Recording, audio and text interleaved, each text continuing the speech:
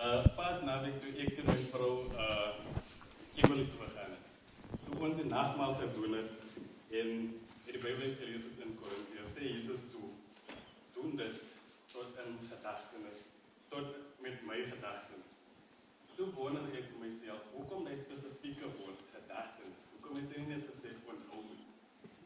Maar toe wat ek navorsing gaan doen, in gedagtenis beteken dit om iets aktief te onthou. Soos iets wat jy onthou is aktief, dit staan nie stil nie. So ons moet dit onthou tot nou toe. Nie net, dit was nie net van die tijd gebeur nie. Dit is hoekom Jesus sy spesifieke woord gebruik het, in gedagtenis van my. En toe soos ons aangaan, toe kom ek op hierdie Bybelversie uit. En as Hebreërs 4 vers 12. Dit sê, want die woord van God is lewend en kragtig. Dit is skerper as enige swaard met twee snydende kante. Dit dring deur tot skeiding van siel en gees, van gewrigte en murg, en beoordeel die bedoelings van die gedagtes en van die hart. Amen. Maar wat ek wil op konsentreer is die eerste paar woorde van daardie vers. Want die woord van God is lewend en kragtig. Soos ons kan die woord van God reg rondom ons sien. Die blomme, mense, diere. Soos dit is die woord van God. As ons in die oggend opstaan, het ons baie krag. Maar soos ons hierdie dag sal gaan, verloor ons hy krag. Soos ek kan nou hierdie speaker optel, met al my krag.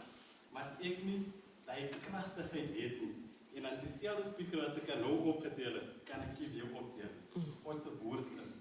Hy is lewendig. Hy is lewendige krag. Dit is nie 'n dooie woord nie. Soos ons gelees het in Hebreërs, hy sê die woord van God is lewendig. Nie dit was lewendig nie. Dit is nou, vandag is dit nog steeds lewendig.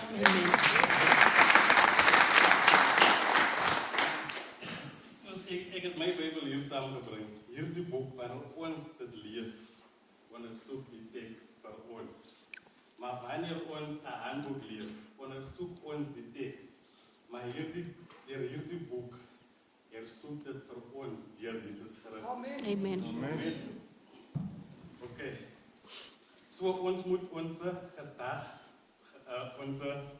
gedenkwyse verander van ek moet vandag 'n hoofstuk lees. Ek gaan die lewende God ontmoet. Amen. So ek het 3 maniere wat ek doen om daardie gedagten, daardie denkwyse vir myself te herinner. Soos nommer 1, ons moet dit stadig vat. Ons moet nie lees vir volume nie. Want wanneer ons lees vir volume, gaan ons vergeet in die begin wat ons gelees. 1 vers wat vir jou iets beteken, is beter as 3 hoofstukke, wat jy gaan vergeet. So, nommer 2, bid voor jy die Bybel oopmaak. Sê bloot, Here, hier is ek u kind. Wat wil u vandag vir my sê? Amen. Nommer 3, verwag 'n reaksie.